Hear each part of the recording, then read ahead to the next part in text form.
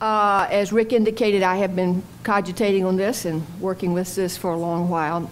I thought probably the first time I really encountered a little bit of this, I remember I was about my second year in graduate school, and one day I was probably learning about how helpful medication was, and I thought, oh my goodness, if I made a mistake, should I have been a psychiatrist? Because they can do that. And I was really kind of scared for a few minutes, and then I realized, I know that doctors can give medication, and that's helpful for people. But I also know that if I sit and I listen and they feel listened to and heard and understood, that takes the anxiety down. And it takes longer maybe, but maybe it lasts longer. And so I kind of thought there are two routes to go with this. And this is the one I feel comfortable about what I have chosen, besides the fact I probably would not have survived medical school. I do not like blood and gore. So I picked the talking profession instead of the bloody profession. And then early interest, certainly after becoming a Christian and doing psychology, I began to realize, hey, there's all this talk about the self. Maybe I should find out what this self is that I'm working with. And then as I tracked that, I began to run into things like the soul, and the Bible doesn't talk a lot about the self, it talks about the soul. And then I couldn't find soul anywhere in the contemporary literature. I would go to psychology books and literally nowhere. And so even though it's psychology, it wasn't talking about psychology, it was talking about behaviors and this kind of thing. So I began to search for the soul and where one could find it. And by the way, that leads to other interesting things. Even self, you go, what is the self?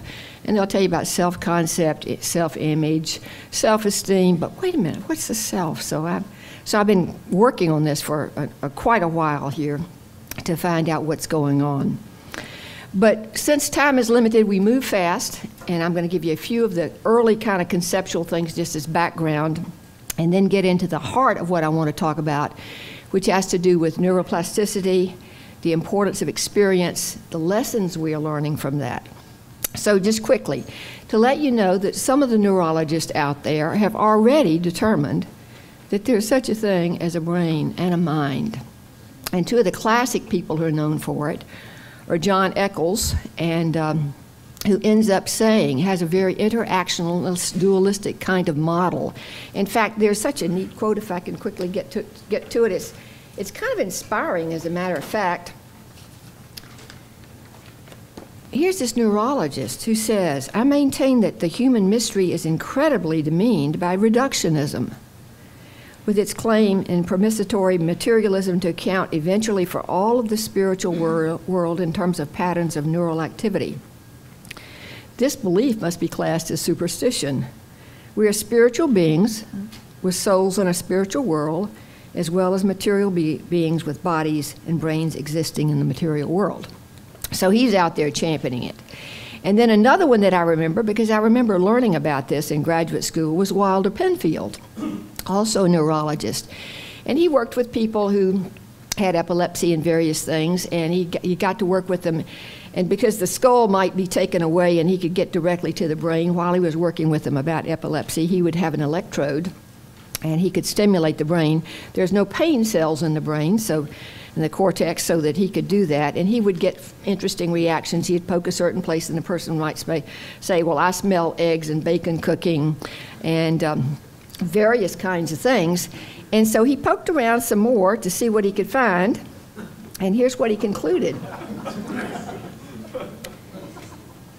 He did some poking. When I've caused a conscious patient to move his hand by applying electrode to the motor cortex of one hip, I often ask him about that. And his response was, I didn't do that, you did that. And then Wilder Penfield goes on and says, basically, I couldn't find any place there where I could do electrical stimulation and cause the patient to believe or to decide anything. Saying, I can't find it.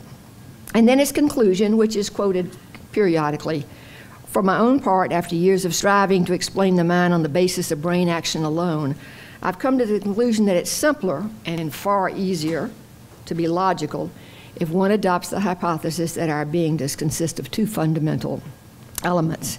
So that's just some sense of people already on the scene before we're going to get to some explosion in neuroscience. And then an anchor for me, which I really like, as I began exploring, tracking down biblical words, what is the meaning, found some fascinating things. An article by Mark Sosi had some condensations about it, and that gave me a central focus. And the idea is that soul is used in several contexts to mean several different things. And sometimes it means the person, sometimes it means the functioning of the person, but then there is one place that we can't deny. And here's what it says in Scripture, Matthew 8:28. And do not fear those who kill the body, but are unable to kill the soul, but rather fear him who's able to destroy both soul and body in hell. And I think that's an anchor that at least certainly is important for me as a Christian, that there is some scriptural kind of anchor for us in this kind of thing. But even though we have an anchor, because the field is so fluid, I said I cannot deny, before I get into what I'm supposed to talk about just some things that I've noticed that I consider contextual cautions and things that need to be dealt with. And that is the terminology in the language. You go to look for soul and you find self. You go to look for self and you find soul. You go to look for various things and it takes you to another place. Sometimes I would, you go to self and people will refer to person. And so the things just kind of shift. At one point I got kind of interested in the history of it, and I looked at the history of psychology and found an interesting chapter about the history of psychology and how it went from a substantive soul to a functional self. And then I found different pieces of literature where the authors, in one paragraph, in two different sentences, would use self or soul or self just interchangeably. And I'm thinking, there isn't a lot of distinction here, and what can we do with this? So the words are slippery. And one thing I've done in a class that I teach, an elective called Perspectives on the Self, first day of the class, I have the students with a page that they're to define words like self, person, ego, soul. And after a struggle with it, they look up and we kind of say, well, what did you learn? And they said, they're identical. We're using the same terminology. We're using terminology back and forth and that kind of thing. So at some point, I think the world needs to do some work to kind of clarify how we're going to use terms in certain kinds of ways and what they mean. And do we need the word soul and do we need the word self? And what does person gain for us? And these kinds of things. And mind gets in there too. And you start looking for mind and it leads you to consciousness, and after a while you're not, what am I dealing with here? So these terminological confusions that are problematic, that need to be settled, I think. And then while we're on that, that leads me to begin to consider some cultural kinds of difficulties. For example, I used to be driven personally crazy at the fact that the Buddhists would say there's no self. I said, how can they say that? They say there's no self. One day, I ran across a chapter in a book that opened that up for me, and they were talking about kind of the Eastern mindset, which is much more into flow and process and this kind of thing. And because they know that there are aspects of self that move and change, they say there is no, and they don't emphasize the enduring self, they emphasize the changing self. We're from a Western culture and we like entities and essence and unities. We emphasize the stability, they emphasize the flowingness, and the truth is soul or self is both. We are very stable and yet we change. And then related to cultural things, I think we need to keep things in a cultural context about our scientific worldview and how right now we're struggling to open up our scientific worldview. People are fairly clear that consciousness is going to have problems in the more classic mechanistic worldview where things just hit each other and this kind of thing, and your objective is to get the subject out to quantum kind of physics and science where you've got to have a subject or some kind of intervening consciousness to interact with the material. So I think that's influencing some of the stuff with there. So with that, I hope I've really bumfuzzled you and opened it up. But these are problems, I think, to be dealt with. And now I'm going to pick a small hunk of the problem and talk about what some of the new learnings from neuroscience are showing us. The first thing that came to my mind was the explosion in what we're calling neuroplasticity. Now, if you look at PBS a lot, you probably know a lot about this because they have shows about brain fitness and how neuroplastic the brain is. When I went to graduate school, we were told there are no more neurons after birth, and they're pretty set. Now, if you have an injury as a young child, say something happens to your left hemisphere where language learning is, hey, you're young and you're plastic, and there can be some transition in other areas of the brain, and cerebral cortex can take over. But what they're learning is really radical. We now know that there can be some growth of neurons. They've found more in the hippocampal area, which has a lot to do with learning and memory. They're beginning to find a little evidence in some other places. But neurons can grow. More importantly, the other really significant element here is the synaptic connections between the neurons, which are the connections. And we know that if things are not used in experience, those synaptic connections can wither away. It's called pruning of the synaptic connections. Or if there's some new learning taking place, there can be growth of those connections and this kind of thing. So there's just this phenomenal kind of understanding that the brain is much more plastic and malleable than we originally thought. And we see this now, I think that, well, since the 1990s, which was the decade of the brain, there's been an explosion. There's been an explosion in technology and measurement kinds of things like the PET scan, which some of you are probably familiar with, functional magnetic resonance imaging, so that we now not only have the electrodes on the outside of the brain, but we can get views of what's happening inside of the brain, both functionally and structurally. So this is giving us new access to the interior that we did not have before. Now, let me talk about relational learning and a man named Daniel Siegel, which I omitted in the front part because I'm moving fast. The exciting thing to me is what we're learning about relational learning. Now, we've already known that the environment in which we're in has some bearing on how neuronal growth grows. I remember one of our students, when she had a child, she said, I want the primary colors because I want the brain stimulation for my young child. I don't want blue and pink. I want green and red, and this will help the neuronal growth of my child. Well, that's good, but let me tell you what's really powerful, the relational context, the relational environment.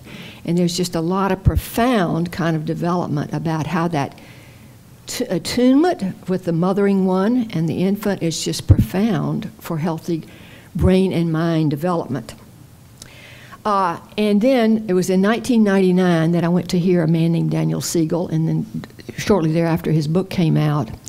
And I remember thinking about his book. This is going to help my students when I'm teaching therapy learn how people got to be how they are and what it's going to help to help them change.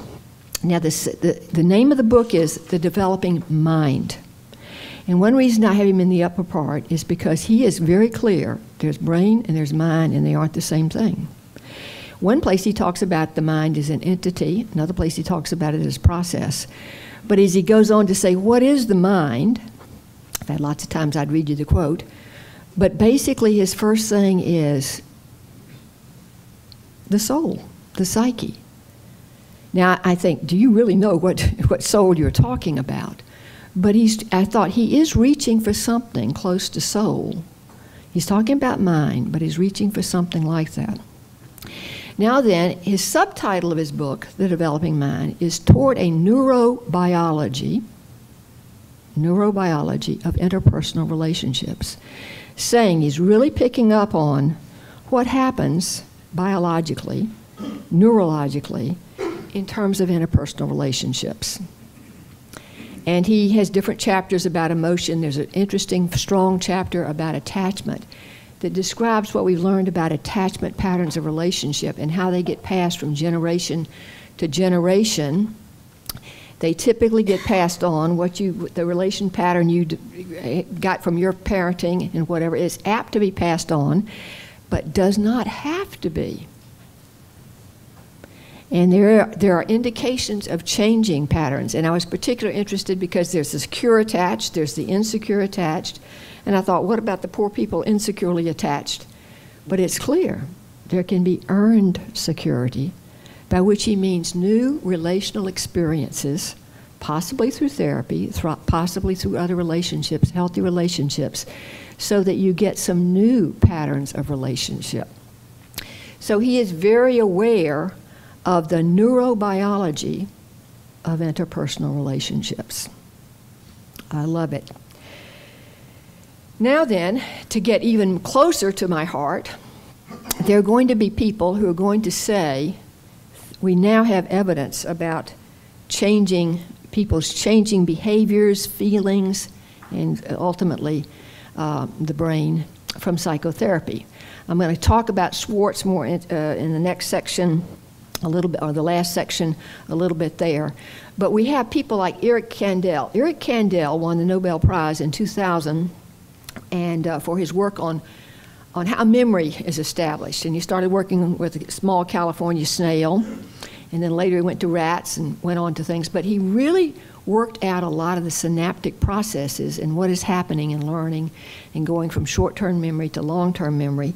So he's really an expert on learning and memory.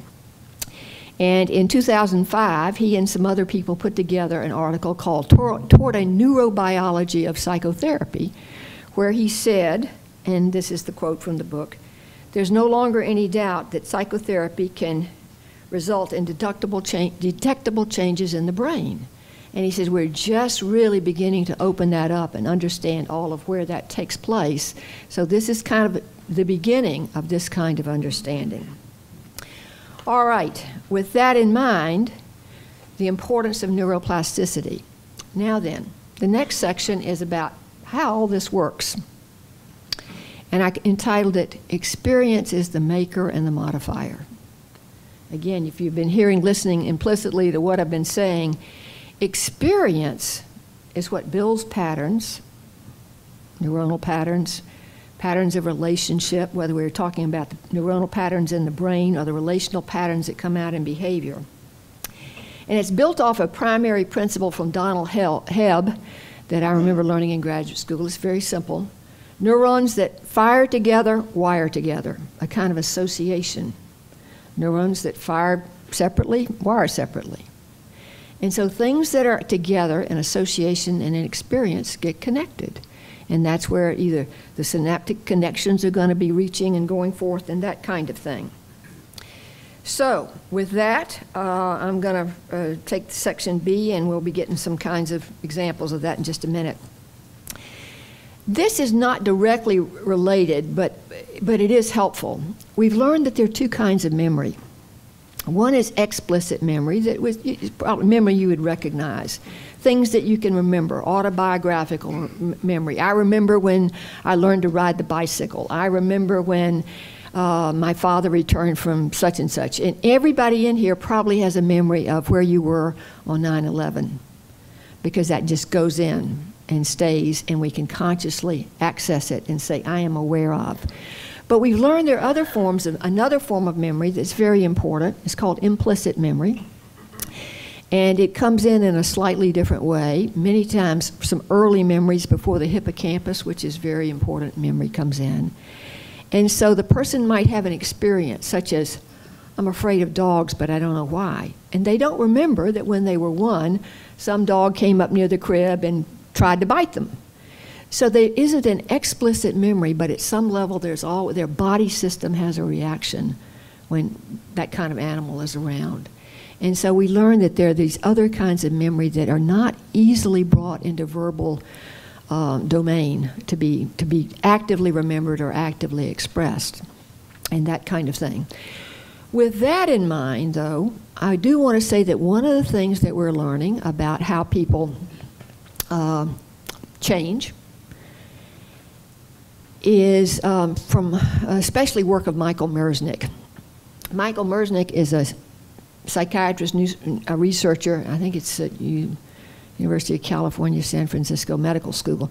And for years has been researching things like experience-based sensory and memory kinds of phenomena, and has gone into a lot to do with aging, saying we can help people keep people alive, but we can't keep them.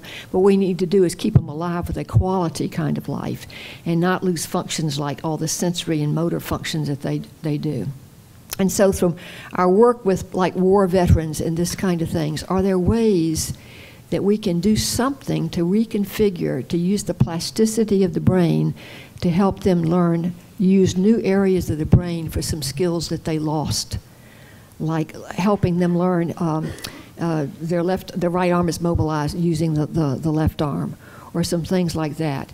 And then with the aging, they've learned that there's a strong principle, use it or lose it. And that if we gradually close down systems, we're more apt to lose it. But if we keep it aware, we're more apt to keep it. And he's worked out a bunch of computer programs, which incidentally he's happy to sell. But to keep people active about how they're hearing, how they're configuring things, and this kind of thing. And what he noticed was attention must be paid. That where we pay attention is most likely to be where there's going to be some new learning that is going to be significant. So that sense of attention must be paid. Actually, we want to pay attention to that. If we had more time, we could talk about it. The role of attention and awareness in new learning is very significant. We don't have time to go into a lot of examples, but one of the writers on this, a psychiatrist and neuroscientist, Norman Doerge, has written a book called How the Brain Changes Itself, and it's a great book on neuroplasticity. Notice he doesn't say how the brain changes itself, but how the brain changes itself. But he says understanding neuroplasticity helps us understand a lot of things. It can understand recovery, but it can help us understand how things like addictions can get in there, and how fear and obsessive kinds of things can escalate and get programmed and reverberating circuits. So in general, what some of the people are beginning to come to and say is just like the heart pumps blood and the lungs work with air, exchange of air in the lungs, the brain is the organ for processing experience. But now let's go deeper. All right, are there some lessons that can be learned from some of this? And I'm very aware I'm moving quickly. There are two that I want to pick up on. I want to talk a little bit about Jeffrey Schwartz and a little bit about Daniel Siegel. Jeffrey Schwartz has written a book called The Mind and the Brain. He has been a UCLA psychiatrist whose specialty was working with obsessive compulsive disorder, and he worked with some people who had some highly intransient issues that were difficult to change. And so he began working with them. And after a while, he called it kind of like brain lock. And he would say to them, it's kind of like your brain is, the clutch isn't working. It can't shift gears. It just is stuck in the same place.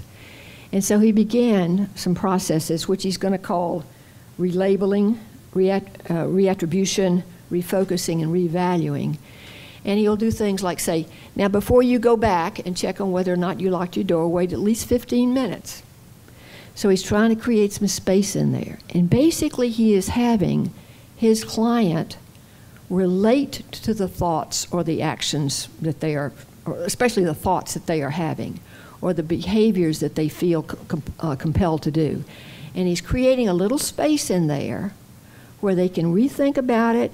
They can do things like, that's an idea I'm having. It may be true, it may not be true. And he's working with them to create some space in there. And he's beginning to get some results. And after a while, he takes some of his people who aren't on drugs, so we don't know it's not a drug effect, and he begins to do some research with the PET scan. And he begins to find out some fascinating things, that the people who do this, reevaluation, refocusing, reattribution, this kind of thing, they're relating to their thoughts and their behavior, and they're allowing some space. Change begins to happen, and it begins to break up. So the quote from Schwartz is, and I put this in here because I think it's really important, no longer were these structures functioning in lockstep. The interpretation was clear. Therapy had altered the metabolism of the OCD circuit. Our patient's brain lock had been broken. This was the first study ever to show that cognitive behavior therapy, or indeed any psychiatric treatment that did not rely on drugs, has power to change faulty brain chemistry in a well-identified brain circuit. What's more, the therapy had been self-directed, something that was, and to a great extent remains, anathema to psychology and psychiatry. The changes we detected on PET scans were the kind of changes that neuropsychiatrists might see in patients being treated with powerful mind-altering drugs. So he is saying we have evidence that the way that these psychological processes can be as powerful as drug-induced kinds of change. And they're changing the circuitry within the brain, so the person carries it around with them. At times he's going to refer to it as mental force. At times he's going to refer to it as self-directed neuroplasticity. But he's saying the way I relate to myself about some of my experiences has a powerful impact and can change things. So I suggest that that is evidence that there's more than a brain. We're not reducible to the brain. The mind is more than a brain. And then just quickly, I don't have time to go into a lot, but just a hint from Daniel Siegel, who wrote a parenting book where he tried to apply some of this, and he used the phrase do parenting mindfully, and people said, what in the world are you talking about? Or are you into mindfulness? And he said, what is mind? So he began to explore, what is this? And he began to find out that there was a tradition about 100 years old about, again, the way we relate to our own selves, called mindfulness. And he began to explore that. And mindfulness is basically being aware in the present moment without judging, just being aware. Another definition, non-judgmental awareness of sensations, feelings, and states of mind. And he began to say that just as we have learned that good interpersonal experience is good for the developing brain or the re-experiencing brain, that mindfulness is like an intra, that's within the same person, good attunement. He said, we know that attunement between two is good, and mindfulness is kind of like being attuned and compassionate, empathic to myself, and that tends to be good. So that has become another way of just saying, I have a way of relating to myself and my experiences, and that the way in which I do that can have profound kind of implications. My mind, myself, whatever we want to call it, this person back here can have a relationship with the experiences that are going on, and that has powerful implications. Without going into it a lot, there's been research, long-term meditators, change in areas of the brain, the thickening of the brain. More recently, we're beginning to get studies, like there's one in 2011 done by the team at Massachusetts General Hospital, where there's a lot of work with mindfulness, and they trained people over 8 weeks, and they were able to detect some changes in the brain within 8 weeks, not just behavioral changes, but things within there. So I submit to you that experience changes the brain, and the mind cannot be reduced to the brain. I think that's, and people are now, when I was in graduate school, people just say there's a brain. There's a brain. Now they know that there's something else. They're not calling it soul, they're calling it mind. Now I want to be careful here. One last caution. I read these people, and what they will say is they won't say there's a soul ahead of time or a mind ahead of time. They'll say, well, the mind emerges from the brain. Damasio has a book, Self Comes to Mind, and he's talking about how the mind develops the self, instead of, hey, there's some entity or some being there first. But anyway, I think the implications for the mind-body relationships are, we are more than our brains. There definitely is a mind that relates. Thank you. And I want to take, I think for the sake of time, let me just ask each of you guys to respond briefly to one question that had come up with a little bit of the feedback I got from people through our surveys. And then I think I'll throw it open for questions from people who are actually here, because we don't have that much time anyhow, and I want to make sure we talk about what you guys care about. But if you could say, each of you just take a moment to just speak to the importance of this issue for the Christian faith in our contemporary cultural moment. And I'm happy to take that in any order. I'll start since I'm still revved up. The reading list that you don't have with you here, but will be on the website apparently, I put a smaller number of books but gave brief descriptions. And the last one I put, just for fun, it's about On Having a Soul. It's a book by David Hansen called On Having a Soul. And it's a paperback put out by InterVarsity, and it's now out of print. Biola Library does have it, but I use it in my class. And it packs a wallop. Many times little handbooks don't have much. This one it's simple but deep. And he says one of the big problems in the church today is people have forgotten, and we're not talking about having a soul. And that is one of the big problems in the church today. So he thinks it's very important, and then tries in the first third of the book to kind of give you some of his ideas about it, some stories about it, and then ends up with a little discussion of dualism at the end. But I think it is very important because I think this is what spiritual formation is. We have an article in the special issue of the Journal by Dallas Willard, is restoration of the soul. That is who we are. So I think it is very important. Great. Yeah, this discussion has to do with maybe some of the details of the broader question, what does it mean to be human? And that's an important question for all of us in our endeavors, whether it's our family relationships or our jobs. What does it mean to be a human being? How does that make me different than other kinds of beings? And how does that play out then in my life? And so this is an important question no matter what your religious worldview might happen to be. For us as Christians, we say, well, I'm created in the image of God. Okay, well, this question affects that discussion, whether we have a soul or not. What does it mean to be human? So it seems to be pretty important. I think there are a lot of things, a lot of work that a soul does philosophically, but there's one issue that I would like to focus on. I just got back a week ago from SBL-AAR, where I was on I did a 2.5-hour debate dialogue with a Christian materialist that teaches at a Christian college coalition school, and we had an hour to question one another, and it was a long, good experience. I got him to admit, based on an argument that I advanced, that Jesus Christ and Paul were dualists, that they believed that there was a soul that was capable of disembodied existence in the intermediate state. But he said, I just can't follow them in this. I just can't bring myself to believe that.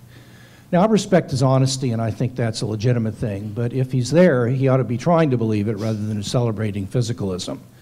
And the point I'm making is this. A Christian philosopher should consult Jesus. Paul Moser, as a Christian philosopher, has written some on this, and ought to let Jesus be the Lord of his intellectual life. That means that Jesus has a right to help me set the projects I'm going to work on, the things I'm going to believe, and so on. And so if I come to the conclusion that Jesus Christ did not believe I was a material object, or that there was more to me, and it's legitimate to call whatever that more is a soul or an immaterial substance of some kind, then if I'm not there, I may admit that, but I work toward getting there because Jesus is the Lord of my intellectual life. So I think this issue is an issue of lordship. I think there are a lot of Christian college Christians that are flirting with various kinds of emergent property dualism and materialism. And at the level of spirituality, I'm concerned about the lordship of Christ in the field. That's something that's of concern to me. That's not an intellectual issue as much as a sociological one. I think that's important. Great. Let me turn it open to you guys for questions. If you could, feel free to address any individual or the group as a group, but whoever answers it first, if you could repeat the question so we would know what it was, would be very helpful. Questions? Yeah, John. The whole mind-body problem, to me, I come at it less as a philosopher and more as an empiricist, I guess, a scientist. And so the frustrating thing for me is wanting to hear arguments for some sort of empirical measurement of the soul or of the mind or something. You know, I'm sort of hopeful in that at some point because, 50 years ago we really didn't know that the brain could change. We couldn't measure those things. is there any hope that at some time in the future that we might be able to measure something empirically that would be able to be called the soul, or even provide, I mean, we can show that the brain changes. Could we somehow show how the soul changes, or I guess that's all I can think of.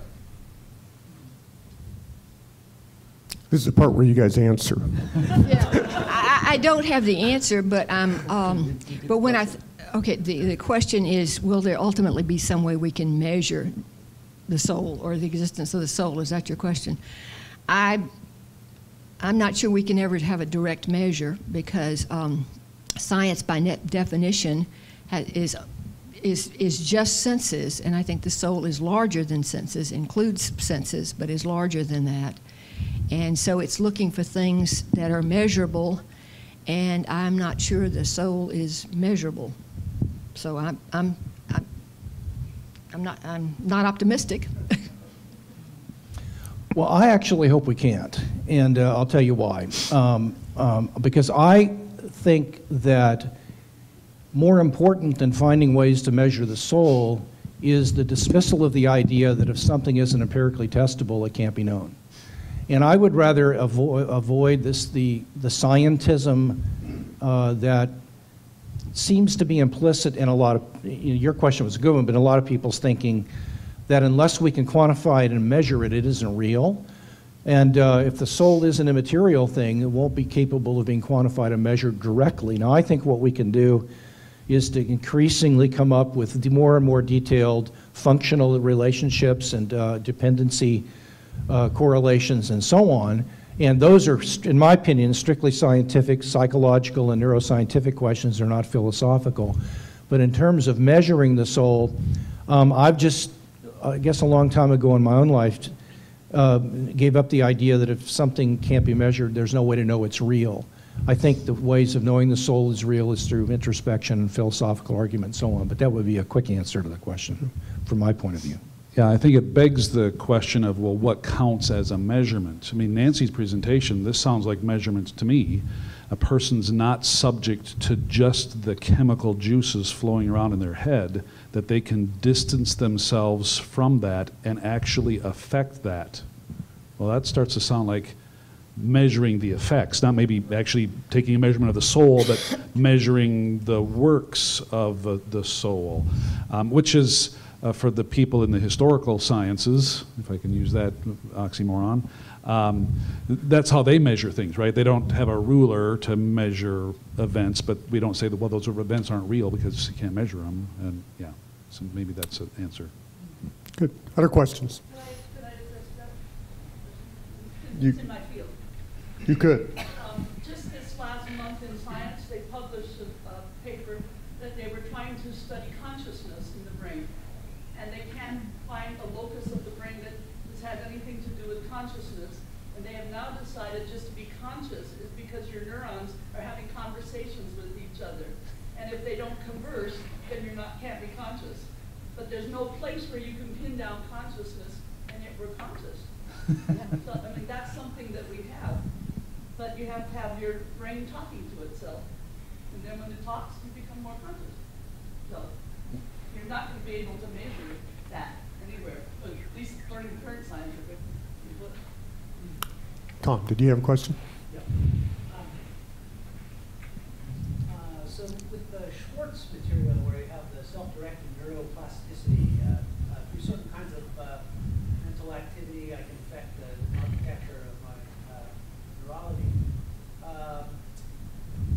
What I'm wondering is, what's the right response to the materialist who hears this and says, well, that's wonderful and interesting, but I don't see what it has to do with dualism or a soul. Why shouldn't I think this is just a matter of certain brain processes, the kind that are associated or maybe constitute your thinking, whatever thought processes you're going through when you do the cognitive therapy. Certain brain processes having an effect on other brain processes. Some parts of the brain, some processes in the brain causing changes in other parts, other processes in the brain. It's not a matter of a soul causing changes. It's a matter of some physical processes causing changes in other So the question is, what would we do with Jeffrey Schwartz's evidence of kind of soul brain causation if a materialist were to say that all that this demonstrates is that some physical processes constitutive of consciousness are having causal impacts on other brain states? I think I would do a two-step argument. I think the first thing I would do would be to say that it is precisely the semantic meanings of the thoughts that are relevant to their impact, and that semantic meanings can't be reduced to structural physical properties. Now, I'd have to argue that further.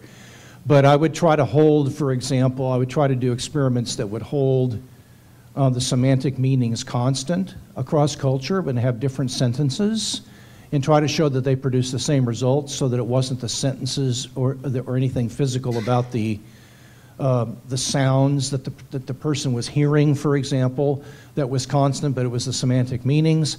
And then I would try to do experiments to show that people could think certain sentences in another language that didn't know what they meant, and it wouldn't have the impact on them. So I would try to show that it was irreducibly the semantic meanings that were doing this, and that semantic meanings couldn't be identified with any structural property of the brain, because there are things true of them that aren't true of structural properties of the brain, like intentionality and stuff like that. The other thing I think I would do would be to try to say that this kind of information is not just an evidence of top-down causation, but it is also evidence of some kind of libertarian agency.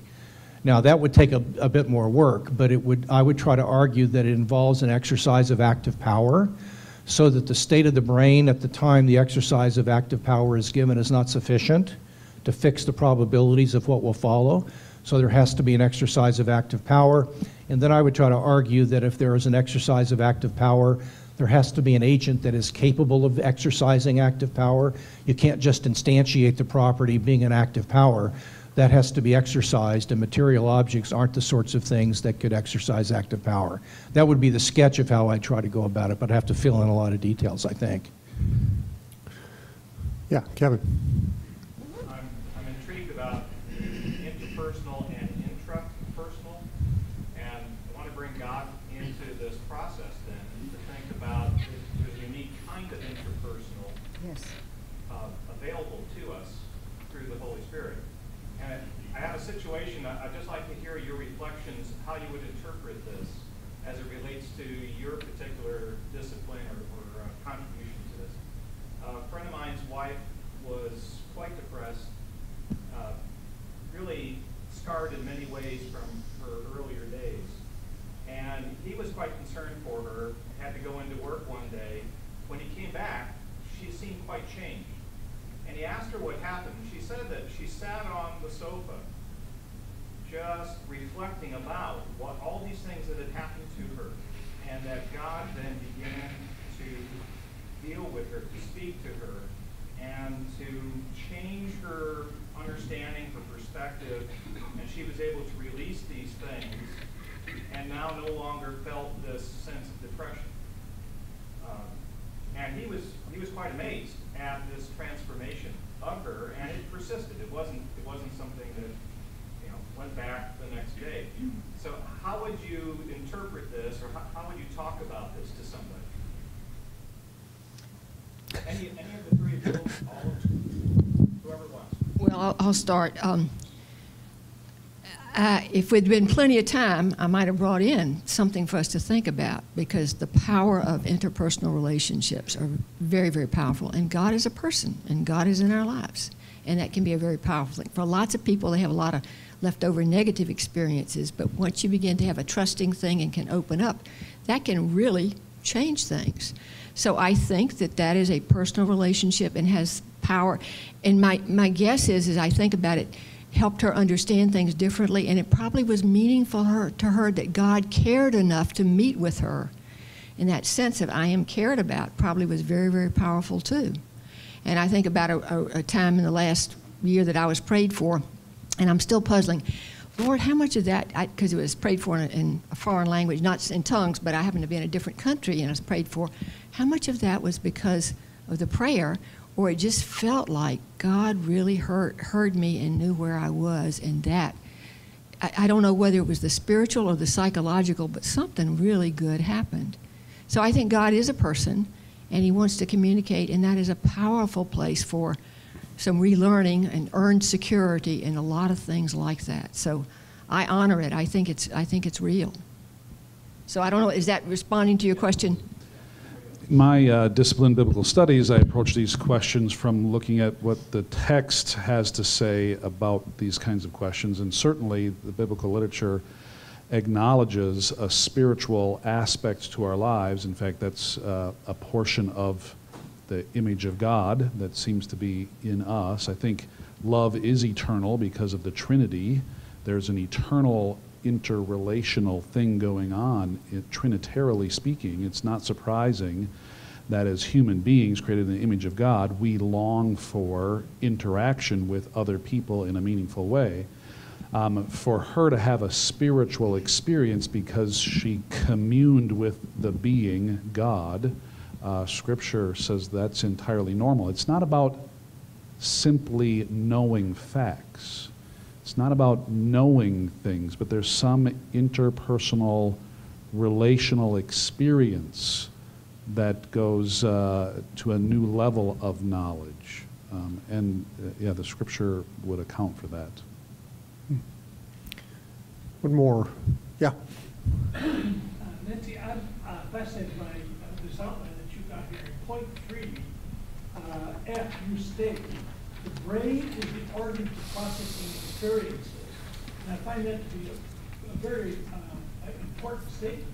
But earlier on point B, you also said, neurological research shows that experience changes both brain structure and physiology. So experience impacts the brain in turn interprets experience, so you've got this dynamic interplay between Yes. the brain and experience. Now, Yes. that's exciting in and of itself, Yes. but the question that I then raise is, the brain is also a repository for knowledge. So as we teach our students, are we actually changing their brain functions with knowledge? Is knowledge somehow or another affecting brain structure and enhancing their capacity to process experience, so that you really have to have more than just experience and brain neurology, but you also have to have a knowledge component that the three of them flow together? I'm not quite sure I understand the question, but the background issue about that interactive process, experience makes grids and circuitry in the brain, and that interprets the world, but new experience can change that. Right on. Now then, your thing is about learning, and is your question the place of knowledge in learning? Should knowledge be, is knowledge a part of that experience, or should knowledge be a separate component? Now then, to help us to fully understand what kind of knowledge are you interaction talking between about? Neurological functions and the interpretation of our experience. What kind of knowledge are you talking about? I'm talking about if I am aware that that God is a spiritual reality. Until I come to that realization, I am interpreting my experiences through my cognitive structure stored in the brain, which has no place for God, and then all of a sudden I have a powerful encounter with God. Now I have to process my experience differently. Does that actually change my brain structure? I would say yes. And it would probably take some time for it to really get in place. But I think experience changes the brain. And I think what you might be talking about is just factual learning doesn't... experiential learning, where my emotions are engaged and that kind of thing, that is powerful learning that does generate something new and this kind of thing. Learning facts, the books of the Old Testament, or just learning a verse in a propositional way, it needs more than propositional. It needs experiential learning to give it power. Does that help? I might just add one thing, at least in my view. The brain isn't the repository of knowledge. Neurons don't literally talk to one another. The brain, in my view, is an electrolyzed piece of meat that has certain chemical and physical and electrical processes that go inside of it. It is the soul or the mind that is the repository of knowledge. In a near-death experience, for example, I had a student whose grandfather died. I think I shared this last time in the operating table. left his body, was watching two doctors fighting over whether they should revise him. The young doctor gave up, the old guy kept him going, and he came back in his body and cussed the younger doctor out for letting him go. It was really, it's actually happened to my friend's grandfather. You son of a bitch, why did you, you know. And, there was a man who didn't have a brain or nervous system of any kind, but was capable of remembering who he was. He had personal knowledge. He could remember certain things about his situation. So just the sounds, in my view, I'm making this quick, but just the sounds aren't literally, in my view, stored in a CD. Instead, there's certain material grooves that are stored in a CD that under certain conditions will allow us to access sound. So information is not literally stored in the brain. Brains can't interpret anything literally. What you have are grooves, certain neurons that fire together, wire together. You have certain wiring groups that fire together in a certain way, and that forms a groove that allows us to reaccess memory or knowledge or things like that while we're in the body. At least that's something to think about. That it's worth at least having on the table, I think. And with that, let me draw to a close. I'm more than happy to have you chat with our folks up here, but we want to make sure we honor the time. So thank you much, and we appreciate you guys taking the time to share with us. Biola University offers a variety of biblically centered degree programs, ranging from business to ministry to the arts and sciences. Visit biola.edu to find out how Biola could make a difference in your life.